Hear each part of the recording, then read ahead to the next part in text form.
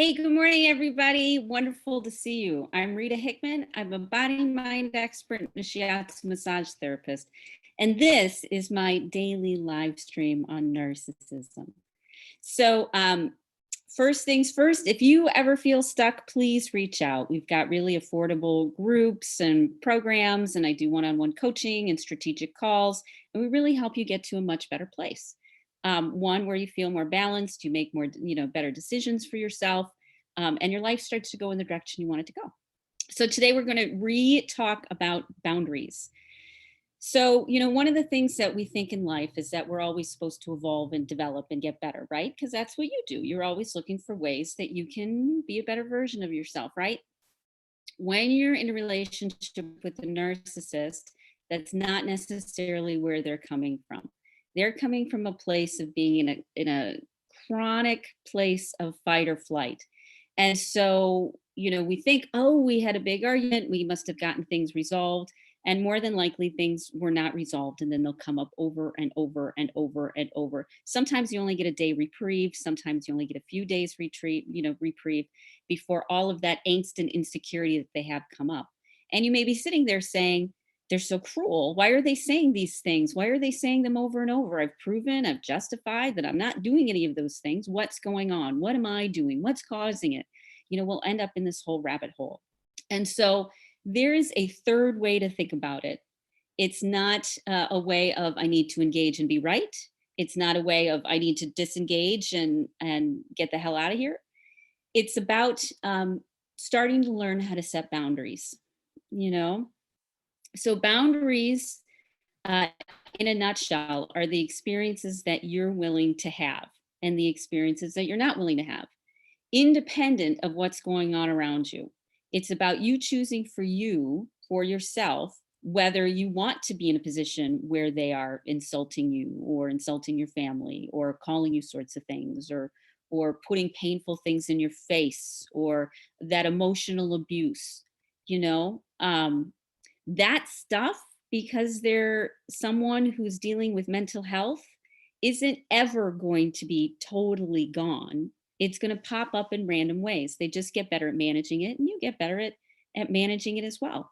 So, boundaries are when you decide for yourself what you're willing to do or what you're willing to experience and what you're not willing to experience. And so, let's say, for example, if your family is very close to you and you're sensitive about it, and the narcissist starts going after your family, you have every right to say, I told you, when you start insulting my family, that's when I need to leave. That's when I will listen. However, you're not going to get a response from me.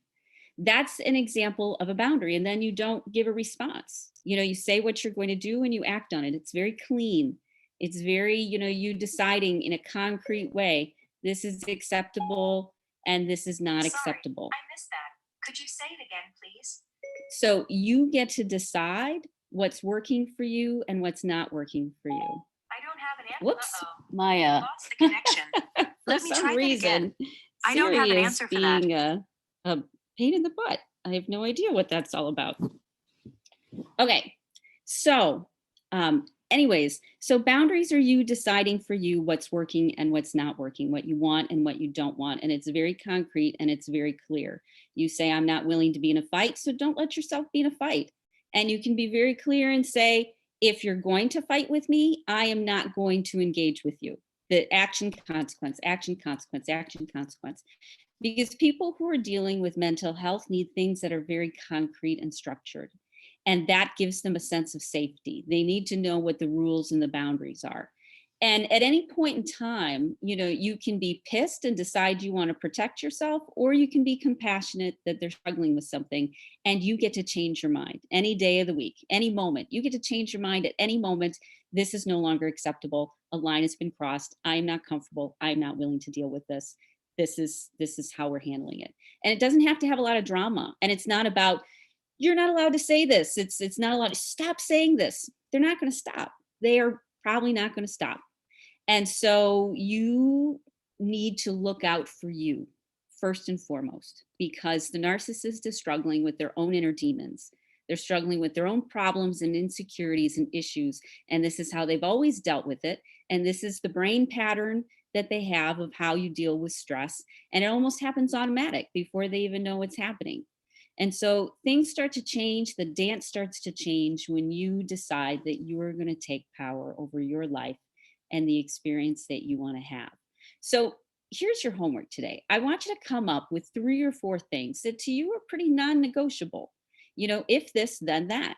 If you ask me for money, I will not give it to you and I will leave the room. And then you do. And let's say they follow you and you say, I told you we're not talking about money. And if you continue to talk about money, I'm going to leave the house. What happens is you start deciding for yourself what you want your life to look like, and then holding the line. Because when you're dealing with the narcissist, they aren't thinking about you. They're thinking mainly about how they're going to manage their own inner crazies, their own inner world, their own low level of anxiety, their own level of overwhelm. Why do they handle it differently than you do? Could be for tons of different reasons. Culture trained them that it's okay. It was all right in their, family of upbringing. Maybe they've got PTSD, that they haven't sorted out yet. There's all sorts of things going on. And so if you try to change a narcissist, you're going to end up sick. But if you decide instead that you are going to protect yourself and you're going to do it in a very clear but compassionate way for you and for them, you'll start to see better results. When you start to say, here is my line and no more. And when you cross this line, here's the consequence. So start thinking about 3 or 4 things to you that piss you off the most and you are not willing to experience. And then decide what your natural consequence will be. Because you can talk all you want, it won't make an impact on them. It really won't. What matters most is you following through on what you say you're going to do. If this, then that. And when those rules and those boundaries start getting into place, things can change, because many times a narcissist doesn't realize how they come across to everybody else. They really don't know.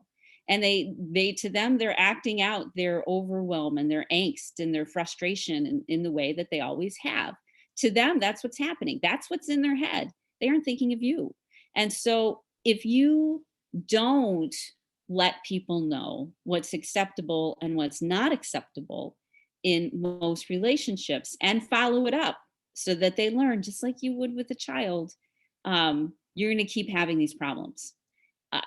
No matter where you are, in the workplace, in friendships, whatever. You have to decide for yourself what experiences you're willing to have and what you're not, and what you're going to do to not be in those situations, to not betray yourself like that again, and put yourself in those scary, hard places. Okay.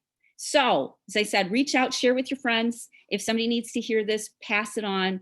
And I'd love to have you part of our group that we're pulling together. Okay. So I'll talk to you later, and I hope you have a great day.